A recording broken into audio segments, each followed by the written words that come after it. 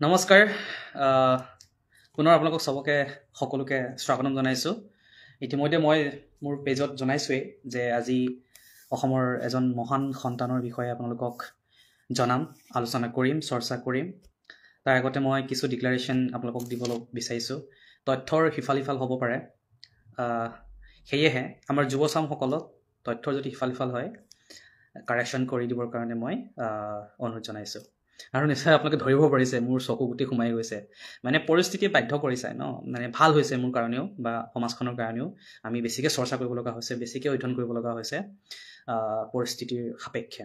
আৰু এটা নীতিটো আছেই সাৰ্ভাইভেল অফ দ্য ফিটেষ্ট চ' জোৰ যাৰ মুলুকটাৰ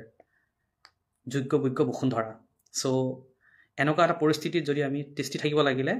নিজৰ জাতি নিজৰ ইতিহাস নিজৰ কলা সংস্কৃতি আগুৱাই নিয়াটো আমাৰ প্ৰতিজন মানুহৰে দায়িত্ব চ' সেয়েহে মই মোৰ আজি অসমৰ মহান সন্তানগৰাকীৰ বিষয়ে আপোনালোকৰ কাষত তথ্য সহকাৰে কিছু আলোচনা কৰিবৰ কাৰণে আগবাঢ়িছোঁ মহেশ চন্দ্ৰ মিৰি চ' মহেশ চন্দ্ৰ মিৰিৰ বিষয়ে আলোচনা কৰাৰ আগতে সেই সময়ৰ মিচিং সমাজখনৰ যিটো অৰ্থ সামাজিক ব্যৱস্থা বা জীৱন প্ৰণালী মিচিং মানুহৰ জীৱন প্ৰণালীটো কেনেকুৱা আছিলে সৰু এটা সাম্যক জ্ঞান দিয়াটো আমাৰ দৰকাৰ সেই সময়ত মানে যিটো মহেশ চন্দ্ৰৰ সময়ৰ কথা কৈ আছোঁ যেতিয়া মই জন্মৰ টাইমখিনি ক'ম তেতিয়া নিশ্চয় ধৰিব পাৰিব সেই সময়ত মিচিং সমাজ বহিঃজগতৰ পৰা মানে অন্য জগতৰ পৰা পৃথক আছিলে তেখেতসকলৰ নিজস্ব এটা কালচাৰ নিজস্ব ভাষা নিজস্ব ৰীতি নীতিৰে তেখেতসকলে পৰিৱেষ্টিত হৈ আছিলে লগতে তেখেতসকলৰ যদি সেই সময়ৰ যদি জনবসতিবোৰ যদি চাই মেক্সিমাম যিবোৰ গাঁৱত সিঁচৰিত হৈ আছিলে নদীৰ কাষত বা যোনবোৰ গাঁও সেইখিনি যথেষ্ট অৰণ্য বা জংঘলেৰে আৱৰি থকা এটা পৰিৱেশ আছিলে যাতায়াতৰ কোনো ব্যৱস্থা নাছিলে বা উন্নত শিক্ষাৰ কথাটোতো আহাই নাই তেতিয়ালৈকে চ' এনেকুৱা এটা পৰিৱেশত মিচিং সমাজখন তেতিয়া ভৰ্তি হৈ আছিলে বা বসবাস কৰিছিলে চ' তেনেকৈয়ে আমাৰ মহেশ চন্দ্ৰই 1900 বহুত তথ্যটো সিফাল আছে ক'বাত ষ্টিল ক'বাত 1902 বুলি আছে ক'বাত 1903 চ' এবছৰৰ সিফাল বহুত বেছি সিফাল নহয় 1902 বুলি ধৰি লৈছোঁ এতিয়া 2 চনৰ 21 জুলাইত ঢকুৱাখানাৰ এখন নদীৰ নাম মানে খেৰকটা যিটো নদী তাৰ কাষতে অৱস্থিত আলিমুৰ মিচিং গাঁৱত তেখেতৰ জন্ম হৈছিলে চ' তেখেতৰ জন্মৰ বিষয়ে যদি ক'বলৈ যাওঁ তেতিয়াহ'লে মানে তেখেতৰ যিটো দেউতাক এজন যথেষ্ট প্ৰগতিশীল মানে প্ৰগ্ৰেছিভ মাইণ্ডছেটৰ এজন ব্যক্তি আছিলে আৰু মানে কিয় হৈছিলে সেইটো যদি হিষ্ট্ৰীটো অলপ যদি ক'ব যাওঁ তেখেতৰ দেউতাক আমাৰ তেতিয়াৰ পীতাম্বৰ দেৱগোস্বামী মাজুলীৰ সত্ৰাধিকাৰ তেখেতৰ শিষ্য আছিলে চ' সেয়েহে সেই সময়ত তেখেত মানে দেউতাক মহেশ চন্দ্ৰৰ দেউতাকে মিচিং সমাজত যিবোৰ অন্ধবিশ্বাস কুসংস্কৃতি চলি আছিলে সেইবোৰৰ বিষয়ে মিচিং সমাজত সজাগতা আনিবৰ কাৰণে কাম কৰিছিলে চ' সেইটো পিনৰ পৰা মহেশ চন্দ্ৰই এটা যিটো প্ৰগ্ৰেছিভ চিন্তাশীল প্ৰগতিশীল চিন্তাশীলৰ মাজেদিয়ে তেখেতৰ জীৱনটো আৰম্ভ হৈছিলে কিন্তু বহুত বেছি আৰ্থিকভাৱে সচ্ছল নাছিলে কিন্তু তাৰ মাজতেও যে তেখেতে সেই সময়ত মানে পঢ়াৰ প্ৰতি এটা কথা আছে নহয় আমাৰ অসমীয়া সমাজত যি মূলা বাঢ়ে তাতে দুপাততে চিন মানে সৰু কালৰ পৰাই পঢ়াৰ প্ৰতি ধাউতিটো খুব বেছি আছিলে মানে আৰু অতিবা চোকা কেনেকৈ আছিলে মই পেটত তথ্যটো যেতিয়া দিম আপোনালোকে গম পাব যিহেতুকে সেই সময়ত আমাৰ মিচিং সমাজৰ যোগাযোগৰ ব্যৱস্থাৰ পৰা আৰম্ভ কৰি আধুনিক শিক্ষাৰ লগত কোনো ধৰণৰ মানে সংযোজিত নাছিলে সেয়েহে তেখেতক পঢ়া শুনাৰ বাবে তেখেতৰ দেউতাকে শিৱসাগৰৰ অঞ্চললৈ পঠাইছিলে মানে চ' ভাবক বৰ্তমান মানে আজি পৰা 20 বছৰ আগতেও ঢকুৱাখানাখন যোগাযোগৰ ক্ষেত্ৰৰ পৰা বহুতখিনি পিছপৰা আছিলে সেই সময়ত আৰু ভাবক চ' শিৱসাগৰৰ তেতিয়াৰ টাউন শিৱসাগৰ টাউন চৰকাৰী উচ্চতৰ মাধ্যমিক বিদ্যালয়ত তেখেতে পঢ়া শুনা কৰিছিলে, য'ত নেকি 1923 চনত অংকত ফাৰ্ষ্ট ক্লাছ পাই মানে ডিষ্টিংশ্যন লেটাৰ পাইছে, ডিষ্টিংশ্যন মেট্ৰিকুলেশ্যন পাছ কৰিছিলে। চ' 1923 চনতেই ভাবক ডিষ্টিংশ্যন পাই পাছ কৰা মানে ব্যক্তিজন কেনেকুৱা ধৰণৰ মানে উচ্চ বুদ্ধিমত্তাৰ হ'ব লাগিব, জাষ্ট তাতেই মানে এটা সেই তথ্যটো দিব বিচাৰিছোঁ মানে। চ' তেতিয়াই মিচিং সমাজত তেখেতৰ মানে জনপ্ৰিয়তাটো বাঢ়ি গৈছিলে, কাৰণ সেইখিনি সময়লৈকে আমাৰ শিক্ষিতৰ সংখ্যাটো খুব কম আছিলে মিচিং সমাজত। চ' সেয়েহে তেখেতে মানে 1923 চনত কটন মানে শিৱসাগৰ হাইস্কুলৰ পৰা মানে পাছ কৰি উঠি কটনত পঢ়িবলৈ আহে। চ' কটনত 1923 চনত পঢ়িব আহি তেখেতেও যেনে বিম্বৰ দেউৰীয়ে যেনেকৈ এটা পৰিস্থিতিৰ সন্মুখীন হৈছিলে, ছেইম পৰিস্থিতিৰ সন্মুখীন হৈছিলে। আজি এইটো আকৌ দুনাই ক'ব বিচৰা নাই, মানে যিটো বৈষম্যমূলক বিচৰণৰ মানে ব্যৱহাৰৰ পৰা আৰম্ভ কৰি এইখিনি ফেচ কৰিছিলে। চ' 1923 চনত কটনত আহি উঠি তেখেতে 1927 চনত ফিজিক্সত অনাৰ্ছ লৈ গোটেই সমগ্ৰ কটন কলেজৰ পৰা মানে 14 নম্বৰ পজিশ্যন লৈ ছেকেণ্ড ক্লাছ হিচাপে ফিজিক্সত অনাৰ্ছ লৈ পাছ আউট হৈছিলে। চ' এইটো কিয় উল্লেখযোগ্য আপুনি চাব, তেতিয়া কলকাতা ইউনিভাৰ্চিটিৰ আণ্ডাৰত আছিলে, আৰু তেতিয়াৰ কলকাতা ইউনিভাৰ্চিটিৰ আণ্ডাৰত যদি আমি কেলকুলেশ্যন কৰোঁ, বৰ্তমানৰ বাংলাদেশ, বৰ্তমানৰ ৱেষ্ট বেংগল, বৰ্তমানৰ বিহাৰ, উৰিষ্যা সকলোখিনি সামৰি লৈছিলে। চ' গোটেই ইউনিভাৰ্চিটিটোৰ তেখেতে 14 পজিশ্যন ৰেংক পাইছিলে সেই সময়তেই।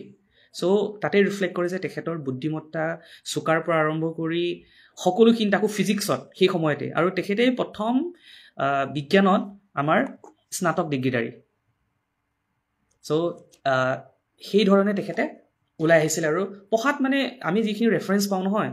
ইমানেই ডেডিকেটেড আছিলে, ইমানেই হাৰ্ডৱৰ্কিং আছিলে, বুজি পাইছিলে ন মিচিং সমাজখন যে আগুৱাই নিব লাগিলে কিমান বেছি কষ্ট কৰিব লাগিব, কিমান বেছি কষ্ট কৰি পঢ়িব লাগিব, তেখেতে উপলব্ধি কৰিছিলে। আৰু যিটো মানে কাষ্ট ডিছক্ৰিমিনেশ্যন কথাটোতো মই আজি নকওঁ, আৰু এইটো অলৰেডি বিম্বৰ দেউৰীৰ ভিডিঅ'ত কৈছোঁ, এইটো বাৰ বাৰ ৰিপিট কৰাৰ দৰকাৰো নাই, যিহেতুকে পৰিস্থিতিও চেঞ্জ হৈ গ'ল, সেইখিনিতো পাইছিলেই। চ' সেইখিনিও তেখেতক ইনস্পায়াৰ কৰিছিলে মানে, যে মই কিয় পঢ়িব লাগিব, মোৰ জাতিটোক আগুৱাই নিবলৈ মই কিমান ডিচিপ্লিন হ'ব লাগিব। চ' সেই বস্তুটো প্ৰতিটো ৰেফাৰেঞ্চতে পোৱা যায়, তেখেত বহুত ডেডিকেটেড আছিলে। তদুপৰি সেই সময়তে তেখেতৰ জুনিয়ৰ সেই বস্তু ৰেফাৰেঞ্চত এটা পোৱা গৈছে, মানে তেখেতৰ ব্যক্তিত্বটো মই মানে দেখুৱাব বিচাৰিছোঁ আপোনালোকক। পুণ্যেশ্বৰ শৰ্মা বুলি মৌজাৰ আছিলে তেখেতে, শিৱসাগৰৰ, তেখেতৰ জুনিয়ৰ কটনত যেতিয়া পঢ়িছিলে, তেখেতে উল্লেখ কৰিছে তেখেতৰ পাৰ্চনেলিটিটো ইমান বেছি চাৰ্মিং আছিলে, ইমান বেছি হেণ্ডচাম, আৰু ইমান বেছি মানে মানে বেলেগ ধৰণৰ, যে জুনিয়ৰবোৰে মানে সমীহ কৰে, মানে ভয় কৰে, ইভেন ৰুমৰ কাষেদি যাবলৈও ভয় কৰে, মানে তেনেকুৱা ধৰণৰ পাৰ্চনেলিটি মানে। চ' ভাবক সেই সময়ত এজন জনজাতীয় ল'ৰাই মানে আহি গুৱাহাটীৰ নিচিনা কটন কলেজৰ নিচিনা সেই সময়ত এটা মানে স্থান পোৱাটোৱেই বহুত ডাঙৰ প্ৰত্যাহ্বান আছিলে। তেনেকৈ তেখেতে মানুহবোৰৰ মাজত মানে শিক্ষাৰ্থীৰ মাজত জনপ্ৰিয় হ'বলৈ আৰম্ভ কৰিছিলে। আৰু এট দ্য ছেইম টাইম যদি চাই, তেখেত অকল পঢ়াতেই ভাল নাছিলে, এজন ভাল খেলুৱৈ আছিলে। ভাল খেলুৱৈ মানে যিজন লেজেণ্ডাৰী সেই সময়ৰ কটনৰ প্ৰফেচৰ PC ৰয়, মানে one of the best tennis player সেই সময়ত, তেখেতেও স্বীকৃতি হৈ গৈছে। যিজনে মিৰি বহুত যথেষ্ট খেলত ভাল, মানে টেনিছ খেলত ভাল। চ' সেই দিশটো সেই সময়ৰ ৰেফাৰেঞ্চে তেখেতক উল্লেখ কৰি যায়। আৰু এটা কথা ইয়াতে উল্লেখ কৰিব লাগিব, তেখেতৰ সেই সৰু বয়সৰ যিটো ব্ৰট আপ আছিলে, মানে প্ৰকৃতিৰ লগত আমাৰ মিচিং সমাজৰ আটাইতকৈ ডাঙৰ এটা বস্তু আপোনাক উল্লেখ কৰিব বিচাৰিছোঁ, কি ভাল মানে ট্ৰাইবেল সমাজ, actually not only Mising, tribal সমাজখনৰ আটাইতকৈ ডাঙৰ এডভান্টেজটোৱেই হ'ল আমি প্ৰকৃতিৰ লগত সহবাস কৰিবৰ কাৰণে এই পূৰ্বৰ পৰা শিকি আহিছোঁ। যিটো ছাষ্টেইনেবল ডেভেলপমেণ্ট বুলি এতিয়া কয় যে, সেইটোৰ লগত ছাষ্টেইনেবল ডেভেলপমেণ্ট কি, মানে প্ৰকৃতিৰ লগত আমি সহবাগে গৈ আগুৱাই যোৱা, সেই কনচেপ্টটো আমাৰ মাজত আছিলে। এই যিটো সৰুতে যিটো পাইছিলে, মানে জংঘলৰ মাজত চৰাই চিৰিকটিক বিচাৰি যোৱাৰ পৰা আৰম্ভ কৰি, কেতিয়াবা নৈৰ কাষত বালিঘৰ সজাৰ পৰা আৰম্ভ কৰি নৈৰ পৰা জঁপিয়াই দিয়া বা গৰু চৰাবলৈ যোৱা, সেইখিনিয়ে যিটো চাকৰি জীৱন আৰম্ভ হ'ব, এতিয়া মই কম পিছৰ পৰ্যায়ত, সেইখিনিত হেল্প কৰিছিলে। আৰু এতিয়াও আমাৰ জনজাতীয় সমাজে প্ৰকৃতিৰ লগত যিটো ওতঃপ্ৰোত সম্পৰ্ক, নিবিড় সম্পৰ্ক, সেইটোৱে আমাক ইউনিক কৰে। সেইকাৰণে মই জনজাতীয় সমাজক এতিয়াও কওঁ, আমি যিটো প্ৰকৃতিক যে আমি নিজৰ মাতৃ বুলি ভাবোঁ, আমাক জন্ম দিছে বুলি আমি ভাবোঁ, আমি কোন ভগৱান সেইটো পিছৰ কথা, কিন্তু দেখা ভগৱানজন হ'ল প্ৰকৃতি। প্ৰকৃতিক পূজা কৰক সেইটো one of the best scientific method to pray nature আমি প্ৰকৃতিৰ মানুহ সেই কথাটো মানে পিছৰ পৰ্যায়ত আপুনি দেখা পাব চ' মই জাষ্ট আমাৰ জনজাতীয় মানুহবোৰক যিটো হেৰাব ধৰিছে বৰ্তমান সেইটো আমি ধৰি ৰাখিব লাগিব চ' সেই ব্ৰটআপটোৱে যেতিয়া 1927 চনত ফিজিক্সত মাষ্টাৰ ডিগ্ৰী কৰি উঠাৰ পিছত তেখেতৰ জীৱনত আৰু এটা মানে পলিটিকেল এটা এংগল আহি গৈছিলে কিন্তু তেখেতে পলিটিকেলি বহুত ইনভলভ নাছিলে যেনেকৈ বিম্বৰ দেউৰী পলিটিকেলি বহুত ইনভলভ আছিলে তেখেতে পলিটিকেল ইনভলভটো ইমান নাছিলে বুজি পাইছিলে যে মই চাকৰি কৰিব লাগিব সেইকাৰণে তেখেতে সেই চাকৰিৰ ছাইডত পিনে বেছি গৈছিলে তথাপিও এই যেটো সাইমন কমিশনৰ কথাটো যে মই বাৰবাৰ কৈ আছিলো সেই সময়ত আমাৰ গণ্যমান্য কেইজনমান ব্যক্তিয়ে সাইমন কমিশন আই থিংক জানুৱাৰী 4 তাৰিখে 1929ত শিলঙলৈ যেতিয়া আহিছিলে সেই সময়ত ভীমবৰ দেউৰীৰ পৰা আৰম্ভ কৰি তেতিয়া কিন্তু ট্ৰাইবেল লীগ অহা নাই দেই মাইণ্ড কৰিব ট্ৰাইবেল হে অহা নাই যোনকেইটা আমাৰ মুষ্টিমীয় গুৱাহাটীত আছিলে তেখেতসকলে শিলঙলৈ গৈ ভীমবৰ দেউৰীৰ সৈতে আমাৰ মহিষ চন্দ্ৰ মিৰিৰ সৈতে গৈ সাইমন কমিশনত এটা স্মাৰক পত্ৰ দিছিলে আৰু এই স্মাৰক পত্ৰখন দিব যাওঁতে চিডিল ট্ৰাইবৰ পৰা আমাৰ এইকেইজন ব্যক্তি গৈছিলে আৰু চিডিল কাষ্ট বৰ্তমান যেটো অনুসূচিত জাতি তেখেতসকলৰ হৈ তেতিয়াৰ একদম বিখ্যাত ফেমিলি আৰু চিডিল কাষ্টৰ খুনাধৰ সেনাপতি যোৱাকালি মই যেটো কৈছিলো তেখেতো আছিলে মানে তেখেতে মানে ফাৰ্ষ্ট যেতিয়াই মহিচন্দ্ৰক দেখিলে তেখেতৰ পাৰ্সনেলিটি দেখিয়ে মানে বহুত বেছি ইমপ্ৰেছনটো বিল্ড হ'ল মানে ল'ৰাজন দেখোন বেলেগ ধৰণৰ মানে কথা কোৱাৰ ধৰণ বেলেগ থিংকিং প্ৰচেছটো অলপ বেলেগ চ' তেখেতেও সেইটো মানে উল্লেখ কৰি গৈছে আৰু তেখেতৰ ছোৱালীয়ে ডাঙৰজনী ছোৱালীকে তেখেতে বিয়া কৰাইছিলে চ' সেই কথাটো মই পিছত যাম এটা এটাকে যেতিয়া কাহিনীখিনি কম এই সাইমন কমিশনত তেখেতসকলৰ ডিমাণ্ডৰ ফলত যেটো স্মাৰক পত্ৰ দিছিলে সেইটোৰ পৰিপ্ৰেক্ষিতত 1935ৰ যেটো ৰিজাল্ট পাইছিলে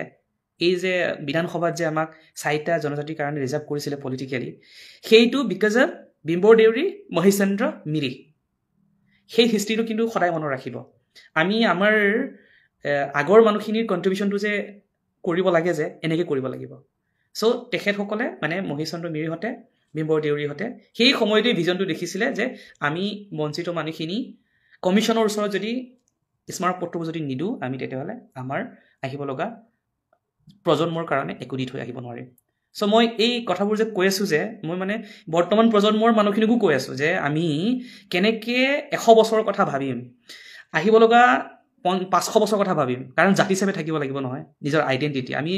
আমাৰ জাতি নিজৰ আইডেন্টিটি লুজ কৰিব নোৱাৰো যেনেকে তেতিয়া সংগ্ৰাম কৰি নিজক এটা আইডেন্টিটি দিলে আমি কিয় নোৱাৰিম আমিতো মডাৰ্ণ যুগত আছো আমাৰ এক্সেসিবিলিটি বহুত আছে আমাৰ ৰিসোৰ্সেস বহুত আছে তেতিয়া ভেৰি লিমিটেড ৰিসোৰ্সেস তেখেতলোকে এক্সেস কৰিছিলে তেখেতসকলে ষ্ট্ৰাগল কৰি আমাক চিনাক পৰিচয় দি গৈছে আমি কিয় নোৱাৰিম হেলি গেছিটো সেই কাৰণে এই মহান ব্যক্তিসকলৰ চিন্তাধাৰাক আমি সন্মান দিব লাগিব হয়নে চ' এনেকৈ তেখেতসকলৰ প্ৰচেষ্টাৰ কাৰণে আমি এই 4টা পলিটিকেল সিটটো পাবলৈ সক্ষম হলো যেটো মই ইতিমধ্যে বহুতবাৰ কৈছো হয়নে চ' এইটো পলিটিকেল এটা কন্ট্ৰিবিউশন ফ্ৰম মহিষ চন্দ্ৰ মিৰি সেকেন্ডটো হল সেইটো মই নাজানো মানে কিমান মানুহে এতিয়া সেলিব্ৰেট কৰে বা আমাক জনাবলৈ বিচাৰে কিয় বা নিবিচাৰে মই নাজানো কাৰণ মই কথাটো এটা কথা কওঁ মোৰ দম্ভালি মাৰি কথা কিছুমান কৈ লাভ নাই আই থিংক তেখেতৰ মানে মহিষ চন্দ্ৰৰ বিষয়ে মই কেনেকৈ চিনাকি হলো সেইটোতো অলপ ক'ব লাগিব গ্ৰেজুৱেশ্যন যেতিয়া কৰি আছিলোঁ বি বৰুৱা কলেজত ভাগ্যক্ৰমে অনুৰাধা শৰ্মা পূজাৰীৰ মেৰাং নামৰ এখন উপন্যাস পঢ়িছিলোঁ সেইখন হ'ল ইন্দ্ৰা মিৰি মানে মহিষ চন্দ্ৰ মিৰিৰ ৱাইফ চ' সেই বুকখন যেতিয়া পঢ়িলোঁ সেই মহান ব্যক্তিজনৰ বিষয়ে মই জানিবলৈ সক্ষম হ'লোঁ মই তেতিয়াই মোৰ ইচ্ছুকতাটো বাঢ়ি গৈছিলে মানে মোৰ অনুসন্ধিষ্ট মনটো বাঢ়ি গৈছিলে ইমান মহান মানুহবোৰক আমি চেলিব্ৰেট কৰিব পৰা নাই অসমীয়া সমাজতো কৰা নাই আমি ইভেন জনজাতীয় মানুহো কিয় কৰিব পৰা নাই চ' কুৱেশ্যন নকৰোঁ আমি ক'ৰবাত লিখা আছে বাট আমিতো এইটো ৰিচাৰ্চ কৰি উলিয়াই আনিব লাগিব নহয় চাইণ্টিফিকেলি তথ্য সহকাৰে এইটো ক'ব লাগিব নহয় মই মোক ক'ৰবাত কৈ দিলেতো কোনোৱে বিশ্বাস নকৰিব মই যিখিনি বস্তু এটা কৈ আছোঁ উইথ ৰেফাৰেঞ্চ মই তথ্যবোৰ দিব পাৰোঁ কোনোৱে বিচাৰিলে সেইকাৰণে আপোনালোকক মোৰ যুৱ চামবোৰক বাৰ বাৰ কৈ আছোঁ তথ্যৰ সৈতে আমি কথা ক'ব লাগিব সেইখিনি লিপিবদ্ধ কৰিবগৈ লাগিব চ' মই তেনেকৈ চিনাকি হৈছিলোঁ তাৰপিছত লাহে লাহে মোৰ ইচ্ছুকতাটো বাঢ়িলে আৰু মই ৰিচাৰ্চ কৰিবলৈ আৰম্ভ কৰিলোঁ যাৰ জৰিয়তে এই মহান ব্যক্তিজনক মই উদঘাটন কৰিবলৈ সক্ষম হৈছোঁ আৰু আপোনালোকক ক'বলৈ কৈ আছোঁ কথাখিনি চ' এতিয়া যে মোক মানে ৰেফাৰেঞ্চটো হ'ল তেখেতে অসমৰ মানে মাধৱ ভট্টাচাৰ্যৰ লগতে মানে একেটা ইয়েৰতে 1929তে অসমৰ পৰা দুজন ব্যক্তি কেৱল ফাৰ্ষ্ট টাইমৰ কাৰণে ইম্পাৰিয়েল ফৰেষ্ট ছাৰ্ভিচ যিটো equivalent to the Indian civil service আছিলে যে ব্ৰিটিছৰ দিনত সেইটো চিলেক্ট হ'বলৈ সক্ষম হৈছিলে ভাবক এই টাইমতে মানে যিটো আমি চেলিব্ৰেট কৰোঁ অনলি চিভিল ছাৰ্ভিচৰ কাৰণে এইটো ফৰেষ্ট ছাৰ্ভিচৰ কাৰণে হয় যোনটো প্ৰকৃতিৰ মানে ৰক্ষা কৰিবৰ কাৰণে সংৰক্ষণ কৰিবৰ কাৰণে ওৱান অফ দ্য বেষ্ট ছাৰ্ভিচত চিলেক্ট হৈছিলে আমি এইটো চেলিব্ৰেট কৰিব জানিব লাগিব চিভিল ছাৰ্ভিচে যে অকল মহান কাম কৰে তেনেকুৱা নহয় প্ৰতিটো বিভাগৰ প্ৰতিটো ডিপাৰ্টমেণ্টৰ নিজস্বতা গুৰুত্ব থাকে চ' মহিচন্দ্ৰ অসমৰ পৰা প্ৰথমজন মিচিং জনজাতিৰ পৰা প্ৰথমজন অসমৰ পৰা প্ৰথমজন অসমীয়া মানে দুজন ব্যক্তি আছে তাৰ লগতে বাট প্ৰথমবাৰৰ কাৰণে অসমৰ পৰা চিলেক্ট হৈছিলে ইম্পাৰিয়েল ফৰেষ্ট ছাৰ্ভিচত আৰু 1929 চনত চিলেক্ট হোৱাৰ পিছত তেখেতক ৰেংগুনলৈ ট্ৰেইনিঙৰ কাৰণে পঠাইছিলে তাত 2 বছৰ ট্ৰেইনিং কৰিলে কৰি উঠি 1931ত গুৱাহাটীলৈ আহিলেগে গুৱাহাটীত জইন কৰিলে কিন্তু এটা ইণ্টাৰেষ্টিং কাহিনীটো এটা আৰম্ভ হ'বহে তেখেতৰ মানে অসমৰ প্ৰতি কণ্ট্ৰিবিউশ্যনটো কেনেকৈ আৰম্ভ হৈছিলে এজ এ মিলৰয় বুলি এজন ব্ৰিটিছ ফৰেষ্টাৰ আৰু তেখেতেও অসমৰ এই মানে যিবোৰ এতিয়া নেশ্যনেল পাৰ্ক দেখি আছোঁ যে এই সংৰক্ষণৰ ক্ষেত্ৰত এজন উল্লেখযোগ্য ব্যক্তি আছিলে ব্ৰিটিছাৰ হ'ব পাৰে বাট কণ্ট্ৰিবিউশ্যন যোনে দিছে সেইটোতো চেলিব্ৰেট কৰিব লাগিব ন চ' সেই ব্যক্তিজনো এজন আছিলে এজ এ মিলৰয় যোনে নেকি অসমৰ যিটো সেই সময়ত চোৰাং চিকাৰীৰ প্ৰব্লেমটো আজিয়ে নহয় তেতিয়াও আছিলে এই মানে অসমৰ অভাৰঅল অভয়াৰণ্য সংৰক্ষণৰ ক্ষেত্ৰত এনেকুৱা এজন ব্যক্তিৰ প্ৰয়োজন আছিলে যোনটো মহিচন্দ্ৰই জইন কৰাৰ পিছত সেই ব্যক্তিত্বটো সেই অসমক মানে অৰণ্যৰ দিশত আগুৱাই লৈ যাব পৰা ব্যক্তিত্বটো দেখা পাইছিলে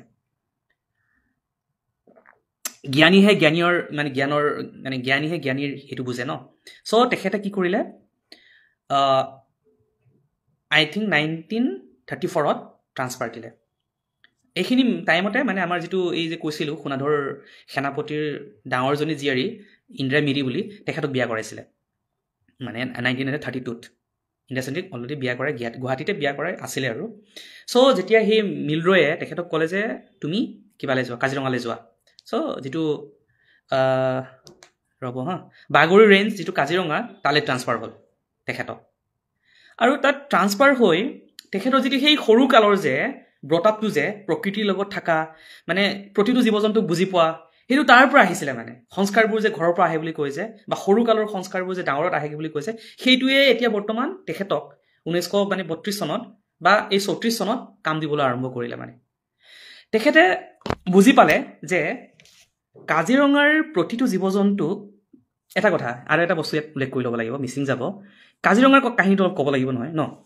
কাজিৰঙা কি হৈছিলে কাজিৰঙা কিয় মানে এই ওৱান মানে হৰ্ণ ৰাইন'চৰছটো যে অসমত যে বৰ্তমান বাচি থাকিলে তাৰ কণ্ট্ৰিবিউশ্যন মহিচন্দ্ৰৰ সেইটো আমি দিবই লাগিব অসম চৰকাৰে যেনেকৈ হ'লেও দিয়াবই লাগিব সেইটো আমাৰ যুৱচামী মাতিবই লাগিব সেইটো কথাটো প্ৰতিজন যুৱচামী মাতিব লাগিব সেই কথাটো মানে 1905 চনত এতিয়াৰ ভাইচৰয় লৰ্ড কাৰ্জনৰ ৱাইফে শুনিলে অসমত মানে এশঙীয়া গড় আছে মানে চাব বিচাৰিলে তো আহিলেও কিন্তু দেখা নাপালে বহুত ভিতৰলৈও গ'ল একো মানে ৰাইন'চৰ একো দেখা নাপালে তাৰপিছত দুখ লাগিলে তাৰপিছত হাজবেণ্ডক ক'লে যে এনেকুৱা দেখোন আমি শুনিলোঁহে দেখোন অসমত দেখাই নাপালোঁ এনেকুৱা হ'লে দেখোন গোটেই গড়ে নাইকিয়া হৈ যাব যিটো মানে ইউনিকৰ্ণ এছিয়াটিক ৰাইন'চৰ মানে এটাই গড় মানে খৰ্গ থাকে আৰু বাকী আফ্ৰিকানবোৰৰ দুটা বা কিবা থাকে চ' সেইটো কাৰণে অসমখন ইউনিক অসমত যে ফৰেনাৰবোৰ যে আহে যে কাজিৰঙা যে আমি ইম্পৰ্টেঞ্চটো বুজি নাপাবও পাৰোঁ বাট ইম্পৰ্টেঞ্চ অসমৰ চিনাকিটো সেইটোৱে আছিল আগতে আৰু যে চিনাকিটো মহিচন্দ্ৰই দিয়াইছিলে সেইটো কোনোবাই মোক মানে বেয়া পাওক ভাল পাওক মোৰ একো মতলব নাই মই এইটো ক্লেইম কৰিমেই মোৰ মিচিং মানুহ মহিচন্দ্ৰই কৰাইছিলে মোৰ জনজাতীয় মানুহ মহিচন্দ্ৰই কৰাইছিলে সেইটো আপোনালোকে লিখি ৰাখক চ' কি হ'ল 1905 চনত সেই কেছটো হোৱাৰ পিছত কাৰ্জনে লগালগ এটা নটিফিকেশ্যন দি দিলে 6 চনতেই সেইটোক অভয়াৰণ্য মানে ফৰেষ্ট ৰিজাৰ্ভ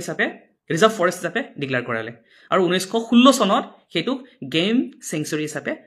কনভাৰ্ট কৰি দিলে মানে লাহে লাহে প্ৰটেক্টেড হৈ আহিছে বাট ষ্টিল মানে চোৰাং চিকাৰী ইমানেই বেছি আছিলে ইমানেই মাৰিছিলে পিছত মই তথ্য দি আছোঁ কিমান উদ্ধাৰ কৰিছিলে মহিচন্দ্ৰই ইমানেই মানে গড়বোৰ মাৰে কাৰণ দাম ইণ্টাৰনেশ্যনেল মাৰ্কেটত তেতিয়াৰ পৰাই দাম আৰু সেইটো চাইনাত বহুত দাম মানে এইটোত এটা বিশ্বাস আছে জনবিশ্বাস আছে এই গড় চৰৰ এইবোৰ পিন্ধিব পাৰিলে বেমাৰ চেমাৰ সোনকালে ভাল হয় এনেকুৱা মানে জনবিশ্বাস আছিলে আগৰ পৰাই সেইকাৰণে এইটো ট্ৰেডিশ্যনেলি তেতিয়াও এই চোৰাং চিকাৰী কাৰবাৰটো কাজিৰঙাৰ চোৰাং চিকাৰী কাৰবাৰটো আছিলে চ' এই বস্তুটো মানে বুজি উঠি কেনেকৈ সংৰক্ষণ কৰিব পাৰিব কেনেকৈ চোৰাং চিকাৰী সেই কৰিব পাৰিব সেই গুণটো যিজন এজ এ মানে মিলৰয় বুলি কৈছোঁ তেখেতে ধৰিব পাৰিছিলে আৰু ক্ৰমান্বয়ে যেতিয়া পষ্টিং হৈ গ'ল আমাৰ মহিচন্দ্ৰই অধ্যয়ন কৰিবলৈ ধৰিলে যে প্ৰব্লেমটো ক'ত ৰুট কজটো ক'ত so' that is a one kind of characteristics আমাৰ ট্ৰাইবেল মানুহে বিয়েৰ কৰোঁ আমি ইমান মানে কথা কৈ ভাল নাপাওঁ আমি কি কৰি ভাল পাওঁ চলিউশ্যন বিচাৰি ভাল পাওঁ হয়নে ত' তেখেতে চলিউশ্যন বিচাৰিলে যে প্ৰতিটো জীৱ জন্তুৰ আচৰণবোৰ বেলেগ হয় চ' একেটা ইউনিফৰ্ম ফ্ৰেমৱৰ্কত আপুনি জীৱ জন্তুক সংৰক্ষণ কৰিব নোৱাৰে বাঘৰ বিচৰণ বেলেগ হয় হয়নে হাতীৰ বিচৰণ বেলেগ হয় ৰাইনছৰ বিচৰণ বেলেগ হয় চ' বেলেগ বেলেগ ধৰণে সেইটো আমি সংৰক্ষণৰ ব্যৱস্থা কৰিব লাগিব যিটো বস্তু ফৰ দ্য ফাৰ্ষ্ট টাইম গোটেই হিষ্ট্ৰীত আমাৰ মহিচন্দ্ৰই কৰিছিলে আৰু এইটো কেনেকৈ কৰিছিলে মই আপোনাক তথ্য সহকাৰে লাহে লাহে দি আছোঁ ধৰিব পাৰিছে চ' তেতিয়া মানে ফিজিক্সতো ল'লেই চাইণ্টিফিক টেম্পাৰমেণ্টটো আছেই আৰু গছ গছনিৰ বিষয়টো যথেষ্ট অধ্যয়নশীল ইভেন মানে ব্ৰিটিছৰখিনি ছাৰপ্ৰাইজ মানে ইমান কেনেকৈ জানিলে বা ইমান কেনেকৈ নলেজ আছে কাৰণ সেইটো আমি জন্মগত ইনহেৰেণ্টলি লৈ আহিছোঁ ট্ৰাইবেল মানুহবোৰে প্ৰকৃতিৰ লগত থাকোঁ প্ৰকৃতিৰ লগত সহবাস কৰি থাকোঁ সেইবোৰ আমি নিজে ক্ৰিয়েট কৰা নহয় কোনোবাই বিচাৰিলে যেনেকৈ এতিয়া কিছুমান বস্তু বিচাৰিছে যে হ'ম বুলি হ'ব নোৱাৰে মানে সেইটো আপুনি প্ৰকৃতিৰ লগত হৈ হৈহে আহিব মানে বংশগতভাৱে আমি লৈ অহা বস্তু এইটো পূৰ্বপুৰুষে আমাক এনেকৈ লৈ আহিছে জনজাতীয় মানুহবোৰক প্ৰকৃতিৰ লগত কেনেকৈ থাকিব লাগে সেই বস্তুটোৱে মহিচন্দ্ৰক কামত দিছিলে আৰু যাৰ কাৰণে নেকি তেখেতে পদ্ধতিগতভাৱে প্ৰথমবাৰৰ কাৰণে ছাৰ্ভে কৰিবলৈ আৰম্ভ কৰিলে আৰু এই যোনবোৰ চোৰাং চিকাৰী আছিলে যে সেই চোৰাং চিকাৰীবোৰক কেনেকৈ ধৰিব লাগিব আপুনি চোৰাং চিকাৰীয়ে গৈ আছে নাৱেদি গৈ আছে আপুনি লেণ্টেদি ধৰা পৰিব নেকি ৰুট ক'ত আছে এই নদীয়েদি যোৱাটো তেখেতে কি কৰিলে আমাৰ যোনবোৰ মিচিং মানুহে এতিয়াও যিবোৰ দেশীয় নাও ব্যৱহাৰ কৰে সেই সৰু সৰু নাৱেদি কাজিৰঙাৰ ভিতৰলৈ সোমাই গৈ যিবোৰ কেম্প আছিলে সেইবোৰ আইডেণ্টিফাই কৰিবলৈ আৰম্ভ কৰিলে আইডেণ্টিফাই কৰি উঠি যিমানখিনি আমাৰ সেই আছিলে মানে সৰু সৰু কেম্প চিকাৰীবোৰৰ সেইবোৰ ধ্বংস কৰিবলৈ আৰম্ভ কৰিছিলে ৰুট কজবোৰ মানে ক'ত সোমাই আছে চাওকচোন তাত মানে সাঁতুৰিটো মাৰিবলৈ আৰম্ভ কৰিছিলে তেনেকৈয়ে প্ৰায় 40টা গড় যিটো মৰি আছিলে মানে চোৰাং চিকাৰীয়ে 40টা কেম্প লগতে 40টা গড় য'ত নেকি এই যিটো ওৱান হৰ্ণটো নাই মানে গুচাই দিছে মানে সেইটোৱে মেইনলি ন তাহাঁতকলে সেইটোকে লৈ যায় সেই বস্তুটো বিচাৰি পাইছিলে আৰু সেইটোত এজন তেখেতৰ সেই সময়ত আই থিংক 1934 মানত আছাম টি কোম্পানীত এজন মানুহে খুব মানে সেই নেচাৰক ভাল পায় আৰু তেখেতক কৈছিলে যে তুমি কাজিৰঙাত সোমাব নোৱাৰা 34 দি তেতিয়া অলৰেডি আমাৰ আহিলে এইজন মানুহ আমাৰ মহিচন্দ্ৰ মিৰি দেৱ চ' তেখেতে কি কৰিলে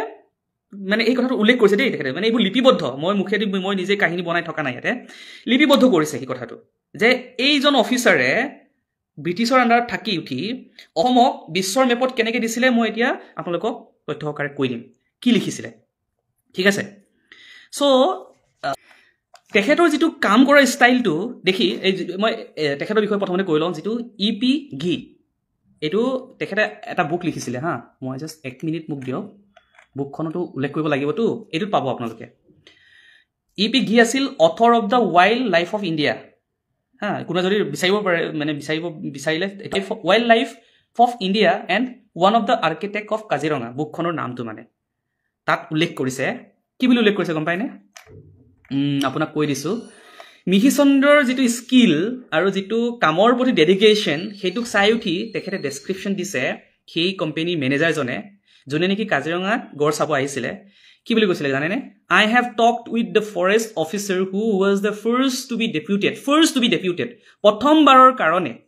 এনেকুৱা ধৰণৰ ছাৰ্ভেৰ কাৰণে deputed to survey Kaziranga in the mist of 1930 he found poacher মানে যোনবোৰ চোৰাং চিকাৰী মোৰ প্ৰনাউন্সিয়েশ্যনটো নহ'ব পাৰেতো মইতো ব্ৰিটিছ নহয় এতিয়া আপোনালোকে বুজি পালেই হ'ল পৌচাৰ্ছ কেম্প চোৰাং চিকাৰীবোৰৰ কেম্পবোৰ এট এভৰি বিল মানে আমাৰ যোনবোৰ সৰু সৰু বিল থাকে যে স্মল লেক এণ্ড 40 কাৰ্কাছেছ অফ ৰাইন'জ মানে মৃতদেহ ৰাইনৰ মৃতদেহ 40টা উইথ হৰ্ণছ ৰিমুভ যিটো হৰ্ণটো নাইকিয়া কৰিছিলে সেইটো হিষ্ট্ৰী লিপিবদ্ধ চ' সেই মানুহজনে বিচাৰি পাইছিলে আৰু সেইটো মানে ৰুট কজটো বিচাৰি পাইছিলে আৰু কেনেকৈ ধৰিছিলে সেইটোৰ উল্লেখ আছে চ' তেখেতে আৰু লিখিছে ইপি গিয়ে লিখিছে আৰু the men who put Kaziranga in the world map they ভাবক not only in India in world map put it was Miri মানে Mahichandra Miri who became instrumental of making unicorn Asiatic rhinoceros known throughout world during his time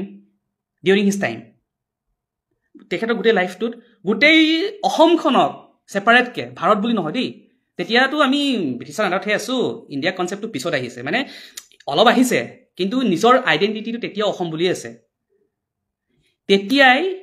world মেপক তেখেতে চিনাকি কৰাই দিছিলে বিশ্বক হয়নে চ' সেইবোৰ সৰু সৰু বস্তু যেন আপোনালোকৰ কাৰণে লাগিব পাৰে but these are the main things we should highlight we should promote এইটো স্প্ৰেড কৰিব লাগিব কাৰণ বেলেগে নকৰে ঠিক আছেনে আমিয়ে কৰিব লাগিব আমাৰ হিষ্ট্ৰী আমিয়ে ক'ব লাগিব সেই মহানতাবোৰক আমিয়ে দেখুৱাব লাগিব মই ইন্দিৰা মিৰিৰ বিষয়ে বেলেগকৈ টপিক বনাম তেখেতৰটোতো আৰু বেলেগ ধৰণৰ কিন্তু একদম এটাতো আৰু দুখ লাগিব আপোনাৰ ইমান কম বয়সত তেখেতে কি কৰি থৈ গ'ল আৰু যদি মানে 80 বছৰলৈ যদি জীয়াই থকা হ'লে আপুনি ভাবিব নোৱাৰে এইজন মানুহৰ কণ্ট্ৰিবিউশ্যন অসমৰ ক্ষেত্ৰত ভেৰি শ্বৰ্ট স্পেন অফ টাইমত পৃথিৱীখন হিলাই থৈ গৈছে অসমক চিনাকি কৰাই দি থৈ গৈছে কিন্তু সেইবোৰৰ স্বীকৃতি আমাক দিছে জানো দিয়া নাই কিন্তু লাগিব আমাক আমি ষ্টাৰ্ট কৰিম এতিয়া কেনেকৈ কৰিম ডেট ইজ ডিফাৰেণ্ট থিং বাট আমি কৰিম চ' আৰু এটা কথা তাতে মানে তেখেতে উল্লেখ কৰিছে সেই মানুহজনেই যে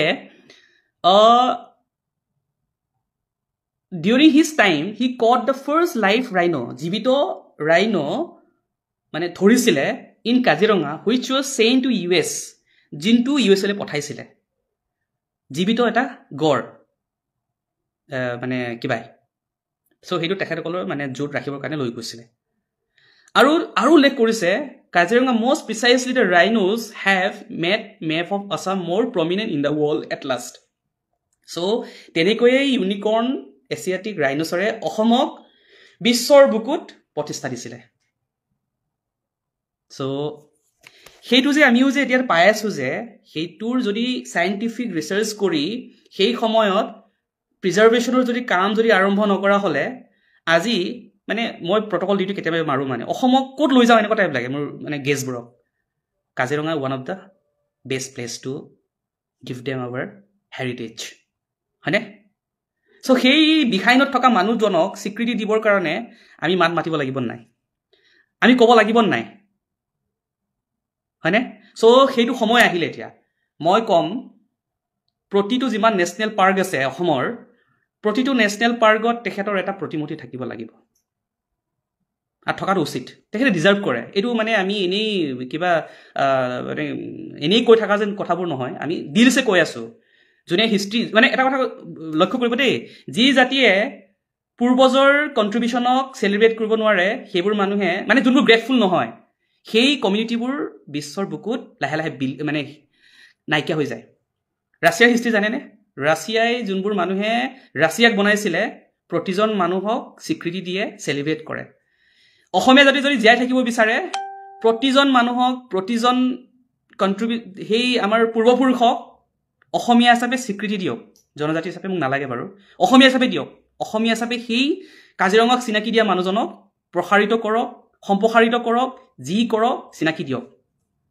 একদম চিম্পল কথা মোৰ হয়নে চ' তেনেকৈ তেখেতে সেই সময়ত বহুত কম স্পনত এতিয়াতো মানে কাহিনীটো শেষেই হ'ব তেখেতে মানে ইমানেই দুখ লগা কি হৈছিলে যেতিয়া চাকৰি তাত কৰি আছে মানে ইমানেই তাত আপোনাৰ মানে কি বুলি ক'ম বেকৱাৰ্ডনেছটোতো আছেই মানে জীৱ জন্তুৰ পৰা আৰম্ভ কৰি এটেকৰ পৰা আৰম্ভ কৰি যিকোনো পৰ্যায়ৰ তাত পৰিস্থিতিৰ সন্মুখীন মানে মানুহে যাবলৈ ভয়ে কৰে কিন্তু তেখেতে এই যেতিয়া মানে চোৰাং চিকাৰীৰ কেছটো লাহে লাহে কমি আহিলে কাৰ্বি আংলঙৰ পাহাৰত বহি বাৰ্নিকুলাৰি চাই থাকে অবজাৰ্ভ কৰি থাকে যে মোৰ বস্তুবোৰ ঠিকে আছে নাই হয়নে চ' এনেকৈ মানে কাজিৰঙাখন তেখেতকে লাহেকৈ চিনাকি কৰি দিছিলে কিন্তু দুৰ্ভাগ্যৰ কথা কি গম পায়নে আমাৰ কলেৰা বেমাৰত তেখেতে 1939ত 29 জুলাইটো চবেই মনত ৰাখক আইতাৰ 29 জুলাই নহ'লে কিমান আছিলে এক মিনিট 21 জুলাই যিকোনো এটা চেলিব্ৰেট কৰিবই লাগিব মানে মানে নেশ্যনেল দিৱস কি ধৰণে দিয়ে সেইটো গভৰ্ণমেণ্টৰ কথা বাট তেখেতক চেলিব্ৰেট কৰিব লাগিব 29 জুলাইত তেখেতে একদম কম 7 বছৰমানহে ৱাইফৰ লগত থাকিব পাৰিলে ফেমিলিটো হেৰি হৈ গ'ল ভাবক জীৱন ত্যাগ কৰিব লগা হৈ গৈছিলে কলেৰা বেমাৰ সোমোৱাৰ পিছত সেই সময়ত আৰু চায়েন্সটো বহুত এডভান্স নাছিলে চ' তেখেতে মৃত্যুবৰণ কৰিছিলে জাতিৰ কাৰণে হয়নে কাজিৰঙাৰ নিচিনা এটা দুৰ্যোগ এটা অভয়াৰণ্যত থাকি জাতিক চিনাকি কৰি দিয়াৰ কাৰণে অভয়াৰণ্যখনক বচোৱাৰ কাৰণে জীৱন ত্যাগ কৰিছিলে সেই মানুহজনৰ ত্যাগক স্বীকৃতি মানে ত্যাগৰ স্বীকৃতি আমি কেতিয়া দিম কেতিয়া পাম কেতিয়া আমি চিনাকি হ'ম তেখেতক বিশ্বৰ বুকুত আৰু যিটো চৰ্চা হ'ব লাগে তেখেতক হয়নে চ' এনেকুৱা ধৰণৰ যিটো চিন্তাধাৰাৰে আমি আগবঢ়াৰ এইটো মানে ফেডাৰেলিজিম বুলি কয় দেই মানে আমি যে মানুহবোৰ একচুৱেলি আমাৰ জনজাতীয় মানুহবোৰত বা অনুসূচিত জনজাতীয় মানুহবোৰত চব মানুহ মানে সৰল মানুহবোৰতে কথা কৈছোঁ আৰু য'ত নেকি আমি সমভাৱে মানে সকলোকে আমি স্বীকৃতি দিব বিচাৰোঁ মানে সেইটো মানে এনেকুৱা নহয় যে সি বেলেগ কাষ্টৰ ইয়াক স্বীকৃতি নিদিওঁ এতিয়া চাব যোনজন ইন্দ্ৰামীৰ কথা কৈ আছোঁ তেখেতে চিডিউল কাষ্টৰ সেই সময়তে ভাবকচোন 1932 চনত ইণ্টাৰ কাষ্ট মেৰেজ কৰি সমাজক কি উদাৰতা দেখুৱাইছিলে মানে আমি মানুহবোৰ উদাহৰণ দি কৰি উঠি সমাজখন সাম্যবাদী চিন্তাৰে আমি চলিব বিচৰা মানুহ আমি মানে কি ক'ম এতিয়া মই মানে বহুত কিবা দিলে আপোনালোকে উপকৰণ দি ডেছক্ৰিপশ্যন দিব পাৰে যি নহওক বাৰু এতিয়া আমি তেখেতৰ এই শ্বৰ্ট স্পান অফ টাইমত মানে 1902 যদি জন্ম বুলি ধৰি লওঁ 39 কিমান হ'ল 6 ইফালে 3 জাষ্ট 37 years 37 yearsত তেখেতে অসমক বিশ্বৰ বুকুত চিনাকি কৰি দিয়াটো সৰু কথা নেকি হয়নে চ' আমি এটা কাম কৰিম চিষ্টেমেটিকেলি যে তেখেতৰ আৰু ৰিচাৰ্চৰ দৰকাৰ আৰু মই কৰিম আৰু বহুতখিনি কৰিম তেখেতৰ যিখিনি এটা এই বুকৰ ৰেফাৰেঞ্চখিনি পালোঁ আমি চিষ্টেমেটিকেলি আমাৰ যুৱচামেও লাগক সেইটোত আৰু জানো আৰু প্ৰচাৰিত কৰোঁ আৰু কৰিম আৰু ইন্দ্ৰামীৰ বিষয়টো শুনিলে আপোনালোকৰ চকু পানী ওলাব কাৰণ এজন স্বামীক হেৰুৱাই কেনেকৈ এই সৰু সৰু বাচ্চাবোৰক অসমত এৰি থৈ ইডেনবাৰ্গৰ নিচিনা ইউনিভাৰ্চিটিত পঢ়িব গৈ নেফা ক্ৰিয়েট কৰিছিলে মানে নেফাত শিক্ষা সম্প্ৰসাৰিত কৰিছিলে সেই কথাবোৰ কোৱাৰ বহুত দৰকাৰ আমাৰ সমাজত এই ধৰণৰ ব্যক্তিবোৰৰ চৰ্চাবোৰ কম হোৱাৰ কাৰণে হয়তো আমি নাজানো মই এতিয়া বেছি ফিল কৰিব পাৰোঁ জনজাতি হিচাপে কথাটো বাট ইন্দ্ৰামীত মানে বেলেগ ধৰণৰ এগৰাকী নাৰী আছিলে আৰু তেখেতৰ হাজবেণ্ডৰ কথাটো ক'লোৱেই আৰু 37 50 বছৰ জীয়াই থকা হ'লে ভাবকচোন অসমৰ কাৰণে কি কৰিলে আৰু এটা মানে এইটো কণ্ট্ৰিবিউশ্যন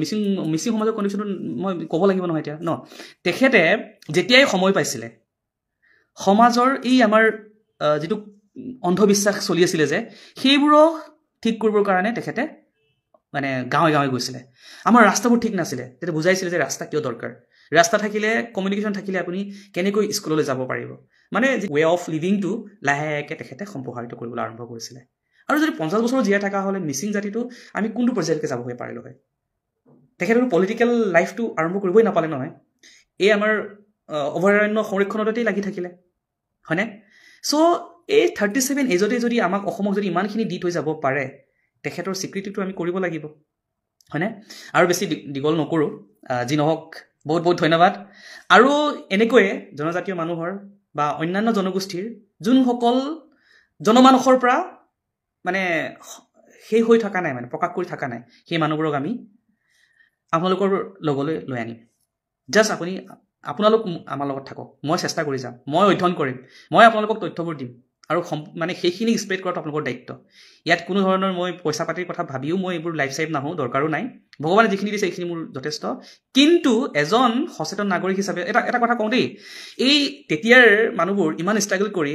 নিজৰ প্ৰতিষ্ঠা কৰি গৈছে আমি ইমান মডাৰ্ণ যুগত থাকি ইমান ফেচিলিটিজ ওৱান ক্লিকত ইমান বস্তু আমি পাওঁ আমি কি কষ্ট নকৰিম নেকি কৰিবই লাগিব জাতিটোৰ কাৰণে কৰিব লাগিব হয়নে ধন্যবাদ শুভৰাত্ৰি ভালে থাকক